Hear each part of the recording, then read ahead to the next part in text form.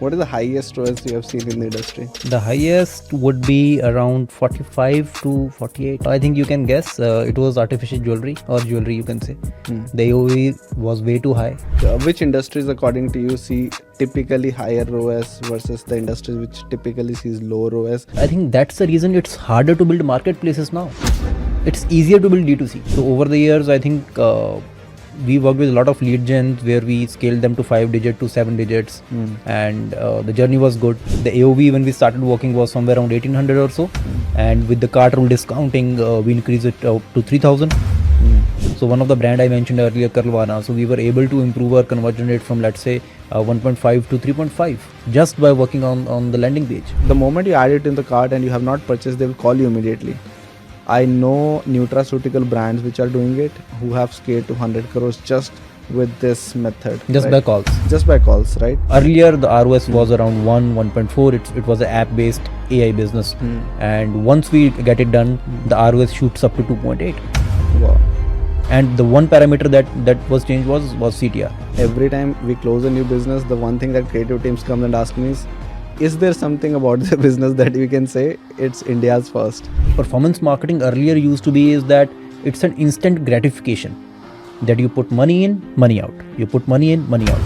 But marketing is changing nowadays. It's no longer an instant gratification. You cannot go in one direction and ignore other, right? You cannot only think about scale. Then you will be at risk of becoming Byju's, right? Right. You will not be profitable on your very first purchase. Right. You have to think of long term. Hey everyone, we are back in the season 2, and this time we are going to discuss more things, and which are probably going to be more contextual for you. So in this one, we, without like going into the too much depth of it, we are going to discuss ROAS. Everyone asks about it, right, Nitin? Right. Right. Everyone who calls me, even if I'm on a, let's say, 1 minute call, half an hour call, the discussion eventually winds down to what the ROAS is, right? Right. And there's a lot of misconceptions about it, right? What it means, how to actually improve it, what the industry average is, right? So those are the things we are going to discuss today. But first, Nitin, the very first question to you is, what is the highest ROAS you have seen in the industry? The highest would be around 45 to 48. Yeah. That sounds too much. What industry was it? I think you can guess. It was artificial jewelry or jewelry, you can say. The AOV was way too high, and that was the reason of high ROS. What are the other high ROASs you have seen in like specific industries? So I think jewelry was 45, around 50. And if you talk about other industries, maybe footwear or fashion, lifestyle, their ROS was 5, maybe 6 at max. I remember one particular home decor brand sold lighting, ROAS of 10.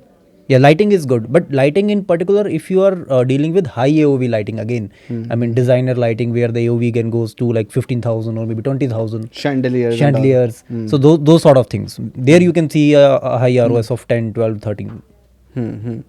So can you tell me like which industries according to you see typically higher ROAS versus the industries which typically sees low ROAS? Because I think that's what almost everyone asks, right? कि हमारे industry में ROAS कितना है? So I think the fast moving consumer goods kind of a segment has a typically lowest ROS, where you can have your shampoos, your deos, your food items, and the items which are not FMCG or lifestyle items. So generally we can see light chandeliers or maybe furniture and jewelry. There you can see high ROS, an ROS of maybe 10 to 50. So all it boils down to is what kind of average order value you are dealing with. So AOV is a kind of driving force when it comes to ROS. I think that's one point I want to like discuss separately, because I think that is also like not the defining factor. One of the factor, definitely yes, and that's what I would like to discuss later on. But before I go deeper into it, I want to know also from the perspective of pre-COVID versus post-COVID. Because pre-COVID times, the ROAS was very different. And when I started talking to businesses after that, probably 21 and 22, I noticed that their benchmarks were coming from 3-4 years back. Right. So it's still coming 3-4 years back or maybe 8 years back. Exactly, right? So so back in 2018, we were working for a skincare brand. I remember if the ROAS dropped below 4, it was a big red flag. And Yeah. I'm talking about specifically skincare and beauty. Yeah. The moment we come to 21, 22, that ROAS has dropped down to 1.52, and right now I see brands which are struggling even to get one. Right. So I just want to understand from you, which industry do you feel have remained static, Mhm. right? If not reduced a lot, and which according to you are still poised to have a like better ROAS even in post-COVID times? So I think it's very hard to find industries where we have better ROS post-COVID. I mean, I think it's practically doesn't make a lot of sense because the reason is that when COVID hit and everything went online, so even the traditional businesses realized that okay, we have to sell online. So everybody started spending on Meta, on Google. So the cost of showing ads kind of went up. And it keep on increasing because new businesses join hands and everybody wants to push their ads onto digital channels. And we know the cost is as today the CPMs are maybe 2x 3x of what it was pre-COVID. So better ROS is certainly not there, and I think it will not be there. But yeah, I mean, as I said, some industries where AOV is good, there you can expect high ROS. And most of the industries, especially if the most of the decline, I would say, would be in marketplaces. So where the AOV is down, maybe a beauty marketplace like Nykaa or a fashion marketplace like Myntra. If you're building a Myntra today, practically you have to take a longer period of time, maybe 15 to 20 years, a period to build Myntra because the cost of marketing is way too high right now. And I think that's a good example, marketplaces, because back in those days, I remember, and we are working with marketplace, and that's why I have this perspective. Back in those days, you were also trying to get conversion in the very first transaction. It's not going to happen anymore, right? So you cannot have the profits in the very first transaction. So what everyone has shifted to, or the conversations have shifted to, that you have to generate repeat purchases consistently, and on the base you have to reduce the acquisition cost, right? Recently I had a word with a brand which sells nutraceutical and on a like larger scale marketplace. Their core is very different. Their core is that how do we acquire new customers at a lower cost. So ROAS discussion is kind of out of the picture because they're driving ROAS from the people they have acquired earlier, right? Right. So I think that's also a good example. And also, I think I agree with you. Right now, very few brands, actually, the brands who understand how to build business today, they are not looking to be profitable or break even at the very first purchase. They know that they will make money in the longer run. So repetitive purchase or the repeat customer is a thing right now. So let's say if we take an example of a marketplace and they are having a 20% margin, right? And if they are operating on a ROS of 1, right, they have to have 5 repeat purchases to break even. Right. And we all know that with a low AOV, if you are selling sunscreens, if you are selling face washes, if you are selling, let's say, mask or lipsticks or any kind of things, right, which generally have an AOV of less than 1,000 rupees or maybe around 1,500, you are not going to have an ROS of more than 2. That's there. But again, this is also a very good study. I was talking to one of my clients. This may not be the correct data, but repeat purchase is again a matter of concern even for marketplaces. So he said that we will make profits if someone is ordering 4 times from us in a year. Right. So that's how you are recovering your CAC. But he said the highest in the industry right now is Meesho. Meesho is doing probably on an average 6 orders per user per year.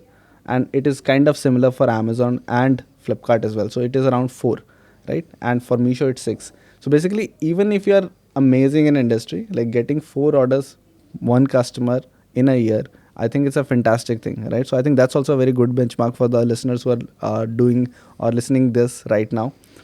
I think that's the reason it's harder to build marketplaces now. It's easier to build D2C because there you have a control over margin and prices. That's also correct. That is the reason Nykaa, Myntra, they are all betting high on private labels because they know that this is the only way to make money. Yep. Yeah. So I think right now marketplaces are difficult. It's easier to build D2C brand with high gross margin and high AOV. But if you're looking to build a brand with low AOV and low margin, it's not a suitable time. That's not going to help. Right. So here is another question that I want to ask. So even with the D2C, again, we don't know like how many repeat purchases are D2C typically get, and again, not all D2C are more suited for repeat purchases. So for instance, I think of brands like Pepperfry, Right. right? So if you are ordering probably a bed, right, I would really like to know what their repeat rate is. But large items from bigger stores, I think it's very hard to kind of initiate. Or maybe something like that Sleepy Cat, right, the one which sells mattresses and beds, Right. right?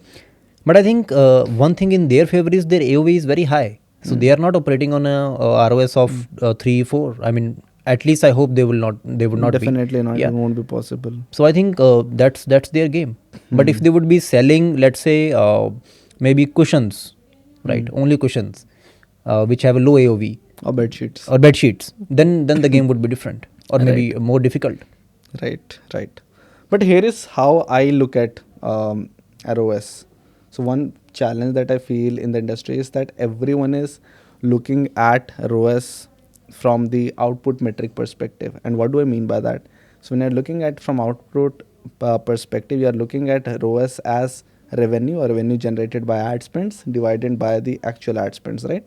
Right. It's fantastic. You understand what ROAS is, you get the idea how business is going, but it never give you an idea how you can improve it.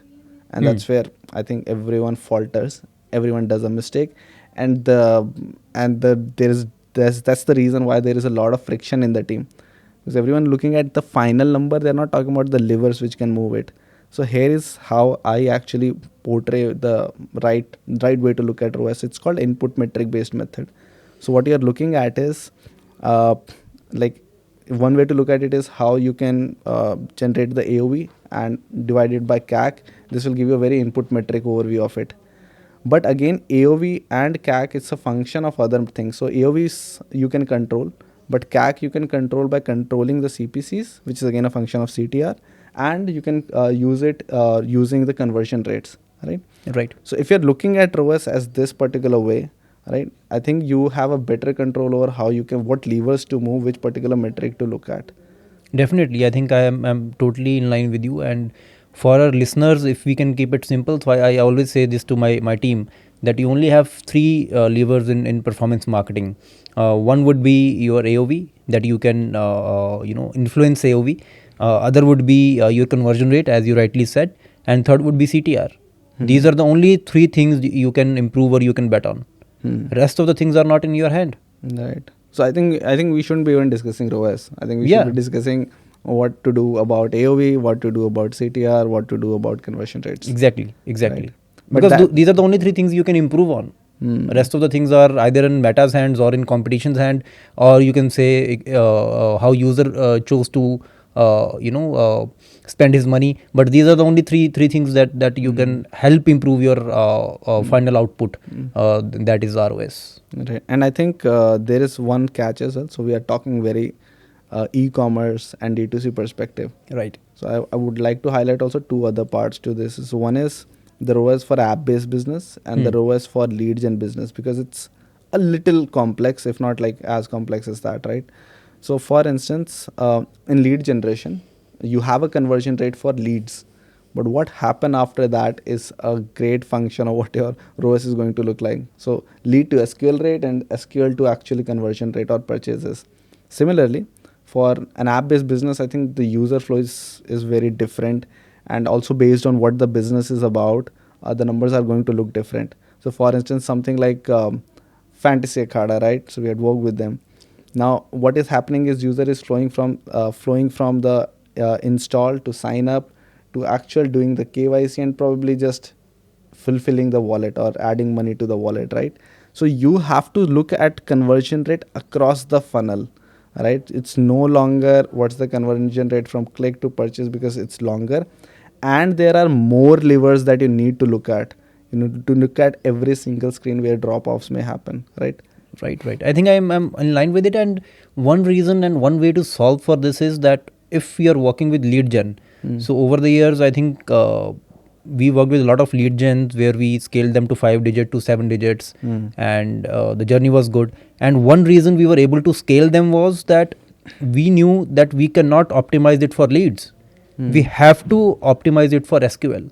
We have to define our SQL, and then we could optimize for our campaigns for that particular event.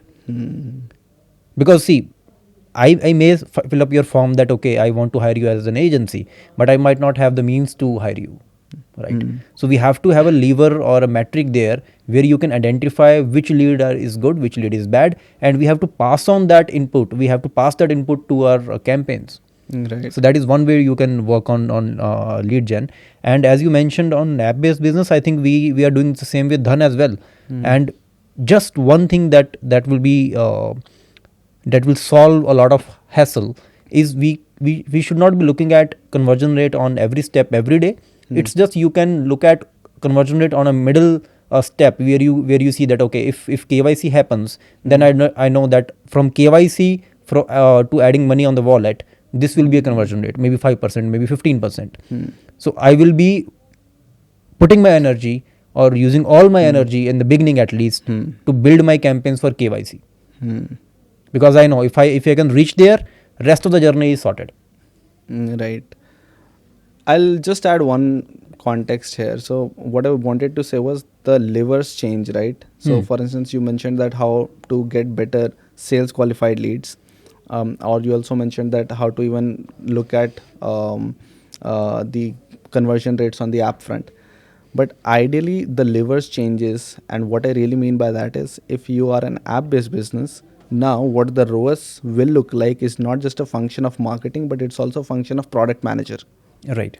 Right? Someone who needs to sit there day in, day out and look at where people are dropping off or how they're spending time. Secondly, even if I improve, let's say, sales qualified lead, right? It will not probably decide how my ROAS will look like. It is again going to be decided by the sales team. So the lever moves to the sales head, or probably who's looking at the revenue function for the company. Right. So in businesses, I think every single part has to be looked at. All the levers that can be controlled, and it can be very different from business to business, right? So that's the major point I wanted to say, that if you just keep looking at ROAS as an output metric, you will not understand where to actually work on. Yeah. Right. But shall we move forward, and anything else you want to add before, because I want to discuss the individual elements of these levers. I think we can. Right. So let's start with AOV then, right? So for the first metric we mentioned is if your AOV is better, the chance of ROAS is going to be better.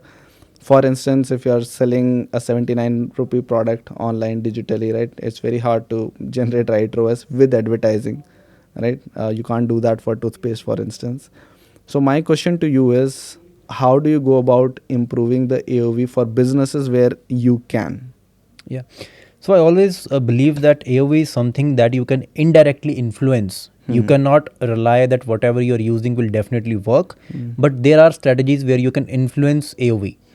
So one of the ways that you can do is product bundling. And you must have seen a lot of brands doing product bundling, especially in personal care space. So if you are selling a shampoo, maybe bundle a conditioner with it. So for example, if my shampoo is at $599 and my conditioner is at $799, I can combine it and offer it at $999. Yeah. And you must have seen it. People are doing it. Personal space is most of the companies are doing it. And then same, if you are selling face wash, then bundle a sunscreen with it or a moisturizer with it. So product bundling is one way where you can influence AOV, and it works.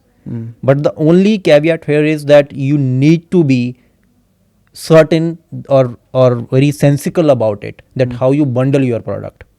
Right. So bundling will only work if the bundle is complementary. Right. So you cannot bundle Shilajit with toothpaste. That will not work. Right. So that is one way. Second is I call it as cart rule discount. So you will see Myntra, Nykaa, everybody do it. So what is cart rule is, suppose you are buying a t-shirt for $999, then Myntra will come and say that, okay boss, you are buying a t-shirt for $999, spend 500 more and I'll give you 10% discount. Let's take your average order value from $999 to $1499. Right. And then they will come and say that, okay boss, you are buying it for $1,500. If you can spend it to $3,000, we can give you extra 5%. If you can do it to $5,000, I'll give you an extra 10%. So that is what we can call cart rule discounting. And again, the only purpose of doing this is to increase your AOV. Right? Because we have to understand that once we acquire a customer, I already paid that money to Meta or Google to whatever. Now I have to see how much he purchases from my website. Is it 500 or 5,000? Right. So I need to see that how I can leverage the levers to increase my AOV. That's correct. So I think these are the two ways I believe that are helpful. And the third is a bit more on the pricing side. And you will see again a lot of companies doing it on personal care space, that they are not offering discounts like 40%, 50%. Instead, they are saying buy one, get one, BOGO offers. And you must have seen in the last 1 year, 12 to 18 months, many companies are coming up with BOGO offers. Because they don't want to lower their AOV by offering discount. Right. They want the same average order value or maybe the higher average order value, but they are willing to give more products. Yep, that's correct. Yeah. So I think these are the three ways where you can see you can influence your AOV. And I have seen, and personally in our agency as well, we have successfully seen the results that we were able to increase our average order value for our brands and subsequently the ROS. Can you recall any specific brand where this happened? Like, if I think for the viewers it would be a great example where we typically thought about in this way, that how are we going to improve the AOV, assuming the rest of the parameters are same. Do you remember any example there? There are multiple. I think one of the brands were Abishti. They were in clothing, designer clothing, and the AOV when we started working was somewhere around 1800 or so. And with the cart rule discounting, we increased it up to 3000, 2800, 3000. And then there was another brand called Karlavana. They were selling shampoos and conditioners. Again, with the offers, we were able to increase our AOV. The third was Huga Life. It was in healthcare marketplace. We were able to increase our AOV by cart rule discounting. So as I said, all three works. You have to see in which space you are working on and which products you are working on. Yep, that's correct. And I feel that personally, I feel bundling offers are easier to understand. So I just want to double click on that point. So I recently also did a LinkedIn post about this where I try to track the brands which are doing this offer, where they say that in 999 you can get 3 products, or at 699 probably 2 products, or 599 3 products, something like that. What I really also like about this offer is it sheds the perception of individual product pricing from the customer's mind. Right. Now when they're going and landing on the landing page which is customized for this offer, what happens is they're just choosing the product. They don't even know what's their exact pricing. It can be 200, it can be 500, it can be 700.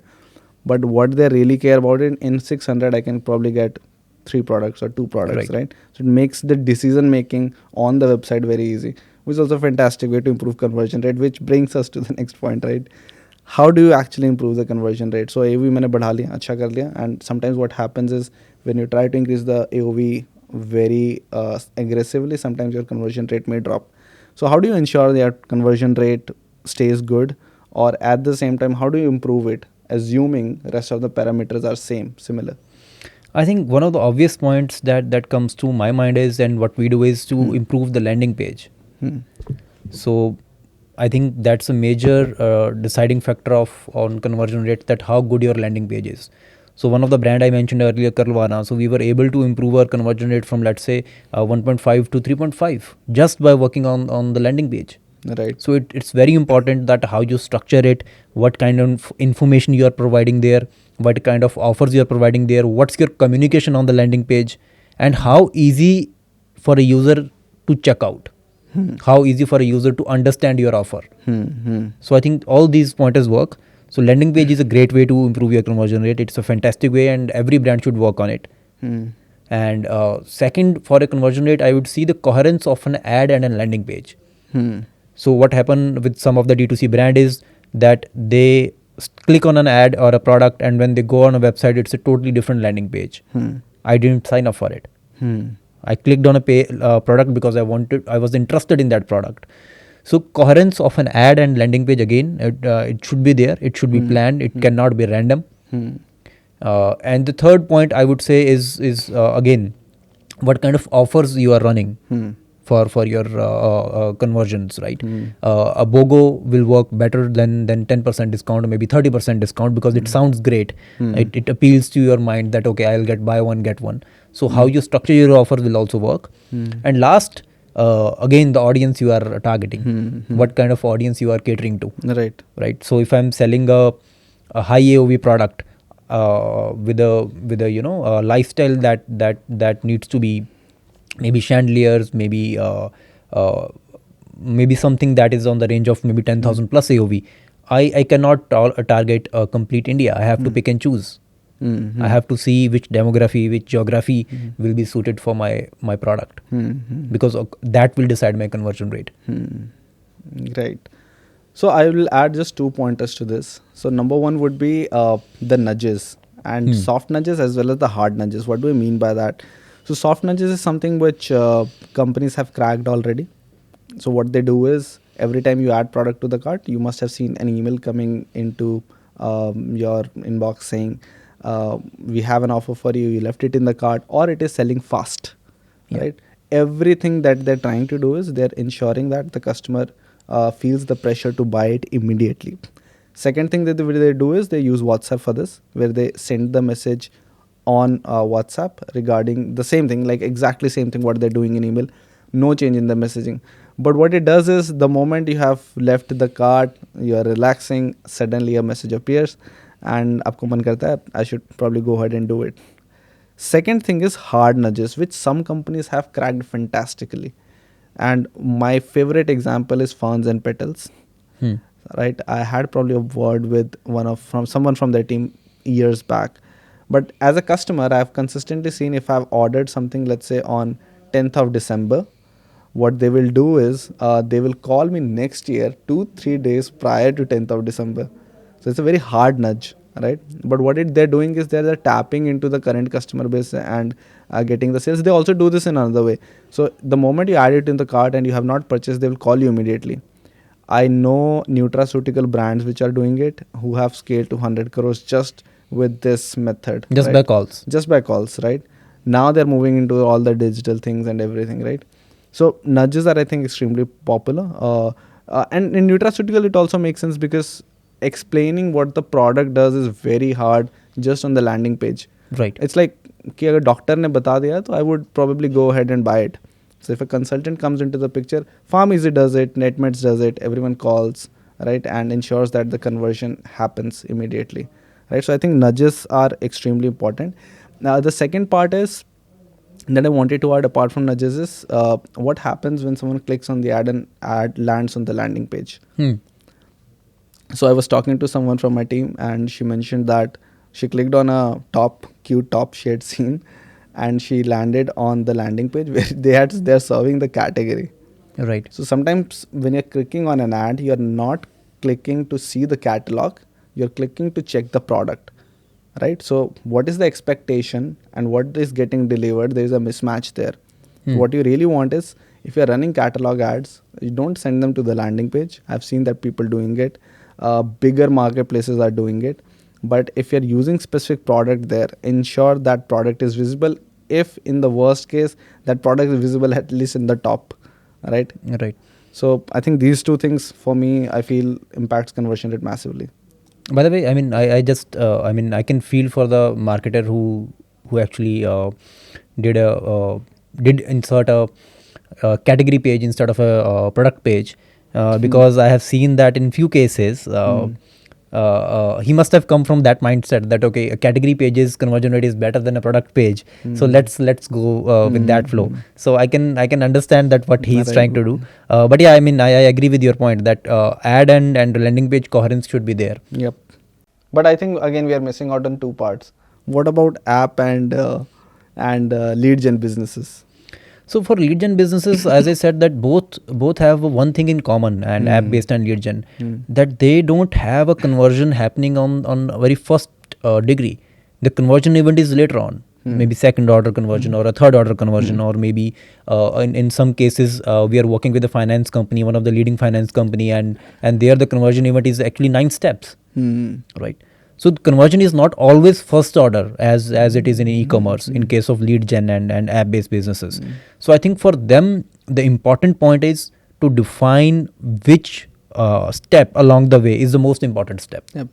So as I can see from my experience is that for finance companies KYC is very important. So someone who has completed their KYC, the chances of putting money in the wallet and start doing business with you is much higher than someone who hasn't done KYC. So as a marketer, if I choose KYC as my goal and work around it, so that would be one thing, right? And second, when you have a higher order conversions for lead gen or app-based businesses, then you have to be very, very aggressive about your conversion rate optimization. You cannot be lazy about it. Whether it is your app interface, your user experience, your ad coherence, whatever it takes, or nudges as you said.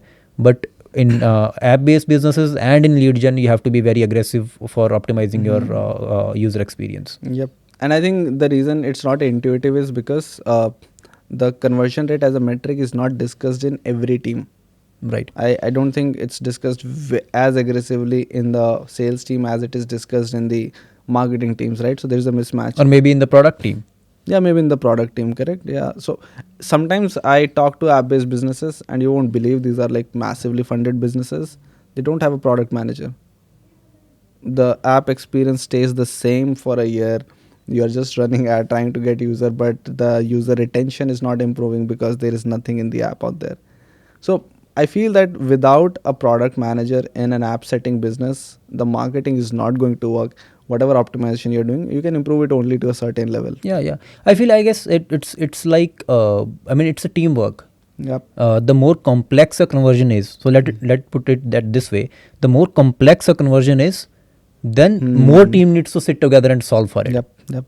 It's not as straightforward as e-commerce. Even in e-commerce, your tech team needs to sit and optimize your landing page. Your product team needs to sit with you for pricing, right? So these two teams are also involved in e-commerce as well. Yeah. Because you cannot 100% convince on your pricing that okay, my pricing is set and I will not change it for anything. You have to change it. You have to optimize it. Right. So let's discuss the fourth part and rather third part in this one. How do you improve the CTR? Right. So we have talked about how to improve conversion rates. We have talked about how to increase the average order value. Again, both are interesting parameters. How do you improve CTRs to ensure that you are getting right cost per clicks, right? Because CPM आप control नहीं कर सकते हो. And if you can share some examples of where we have done exactly this. So I think for CTR, one thing that you need to understand is to understand your industry and the audience. So why I'm saying this is that if something is working for a lifestyle brand, it might not work for an app-based businesses who is selling AI courses. Because both TG is very different, looking for a different things, the pricing is very different. So we have seen that in one case, the UGC, AI generated UGCs are working well on Reels. In other cases, catalog is working well. And in one case, we have seen, by the way, we used AI and made a UGC video. I don't know if we call it a UGC, but that we used AI and got an avatar and get it done. Earlier, the ROS was around 1.4. It was an app-based AI business. And once we get it done, the ROS shoots up to 2.8. Wow. And the one parameter that was changed was CTR. And in some cases, conversion rate as well.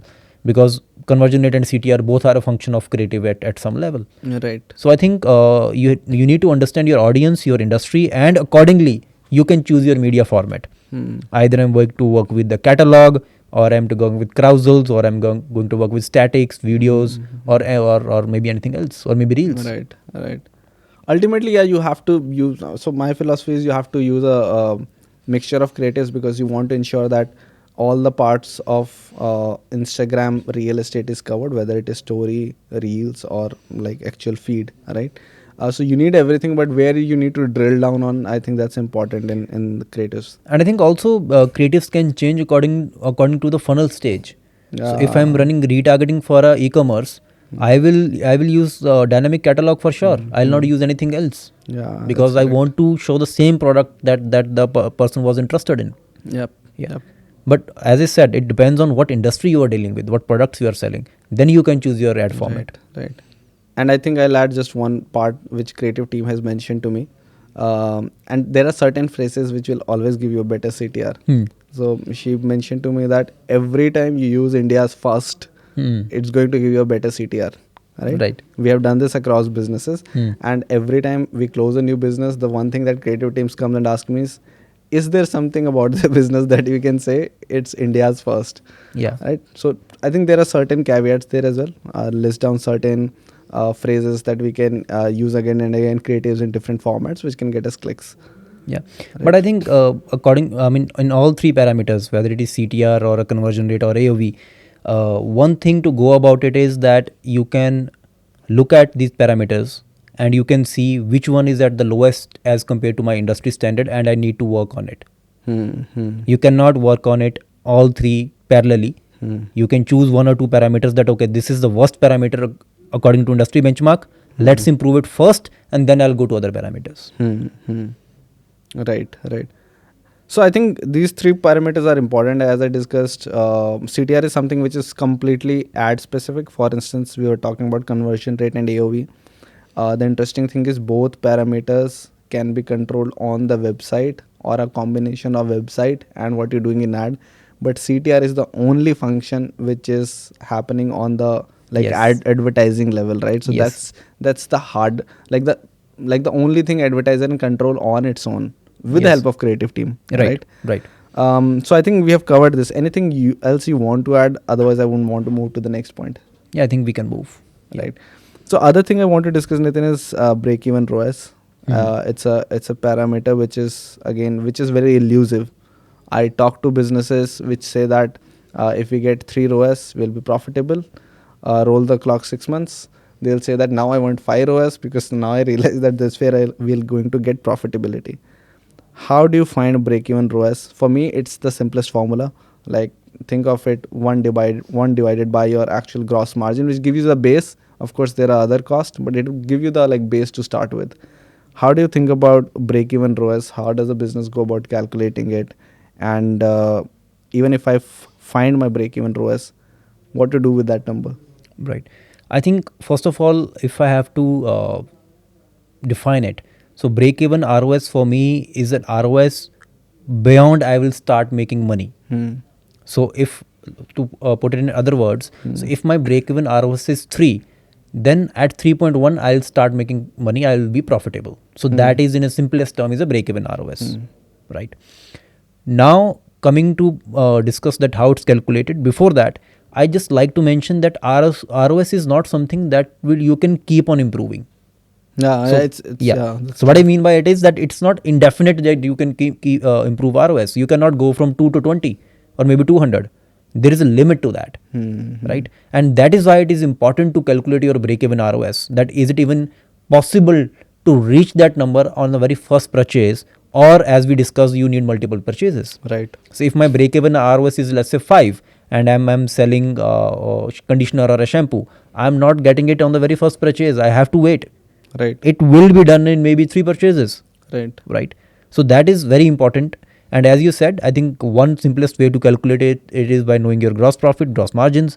You can 1 divided by gross profit, and that will tell you your break-even ROS.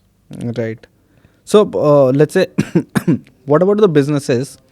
So I'll explain it like this. So if I have to start a business any day, I'm going to look at what the break-even ROAS will be for business. As a marketer, I have that understanding and clarity. And only if I've made the business case that I'll proceed. Right. And this is coming from a way where I want to make money. I'm not passionate about the business. Yaar, mujhe ye table hi bechna hai, right? I'm not passionate about it. I'm just trying to make a business case, right? Yeah. Now, once I'm into a business where I have no going out, right? I have started it and I have met such businessmen where now they are doing at, let's say, 2 ROAS and they need to reach to 2.5. Now, let's say 2.5 is not possible, or let's say 4 is not possible, or 5 is not possible. What to do in such cases? Because there are businesses which are operating like that. We are aware of it. There are businesses which are not making money on the first transaction. How do you go about tackling such kind of business? The first thing is that you have to understand that CAC will not come down after a certain point. So conversion rate and CTR have limits. So once you hit the ceiling, you can slightly improve it, but it will not improve to a great extent. And that's where the AOV comes in. You can play around with AOV and see that how we can stretch it. I have seen with the right metrics, with the right tools, AOV can help you improve your ROAS by 50%. Maybe you can go from 2 to 3 just by working around your AOV. That is one way. Right. But as we discussed, once you reach 3, then you have to wait for work around your repeat purchase. Because if your break-even ROS is 4, then I guess with the second transaction, you're profitable. Right. And sometimes I also like to look certain businesses or businesses like this in terms of the way the public companies do. Right. So they look at business in terms of quarters.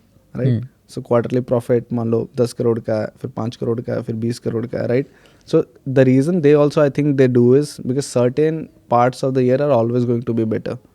So for instance, this gym businesses and other businesses are going to be better. For instance, home decor category, ethnic wear category, they see lift in sales just before Diwali, right? That 1 month. You try to sell anything else, it will not sell. But these businesses, they probably do 30% of their business just in those 2 particular months, right? So I think sometimes you don't need to look at ROAS as something which is happening this week, but is happening over the period of year. So what you're doing between January to let's say April is going to impact your business ROAS over the period of 1 financial year, right? So your business will look great because you had done certain things earlier, right? So have you seen seasonality impacting the ROAS? Definitely, I think seasonality is a big thing, and we both have seen it. As you rightly mentioned, ethnic wear is big around Diwali, and that's common sense. It has to be. Lighting and decor is big around Diwali, and winter wears is around winters. So seasonality is there. But as one thing that you interesting mention is that what you do from January to April will going to affect your sales in September. Right. And I think this is very true in modern times. Right. Because performance marketing earlier used to be is that it's an instant gratification, that you put money in, money out. You put money in, money out. But marketing is changing nowadays. It's no longer an instant gratification. Because I'm a believer that business is not a 100-meter race. It's a marathon. You need to keep running. Right. It's a long-term game. Right. And as branding is a long-term game. So that component is sweeping through performance marketing as well. It's no longer an instant gratification. As we discussed that you will not be profitable on your very first purchase. Right. You have to think of long term. Right. If not a marathon, at least 100 meter will not work. Think about how to run 400 meters, 4 purchases at least. Right. And I think for any kind of business, even if you are talking about lead gen businesses where you're trying to sell a service, for instance, you still need the component of repeat purchases. Sometimes I feel you are not going to get the right ROAS in the first years of the business, right? Because it's no longer the same game, right? If you want to play safe, you can play safe, but then you will not get scale, right? If you think of scale and ROAS at the same time, I think you need to think of in terms of repeat purchases. I think it's an optimization problem. You cannot go in one direction and ignore other, right? You cannot only think about scale. Then you will be at risk of becoming Byju's, right? Right. So you have to optimize for it. That either how can I optimize my ROS and keep scaling, right? But yeah, I mean both cannot be on the same table. That you cannot expect to grow from ROS of 2 to 4 and on the same time grow your scale from let's say 5 CR to 10 CR. That's not going to happen. Yeah, I think in certain businesses it can happen. I think Cred is one great example for this. But Cred burnt a lot of money. After that, anything can happen. Yes. If that doesn't happen right now, that would be a problem. Yeah, that's true. Right. I mean, Nykaa made a 13 CR profit in last quarter.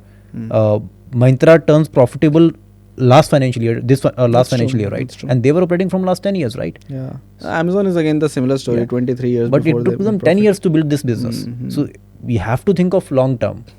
And if you are trying to build a Nykaa today, it might take 2x the time that Nykaa took. Yeah. Because the marketing is tougher right now. The space is more crowded. Right.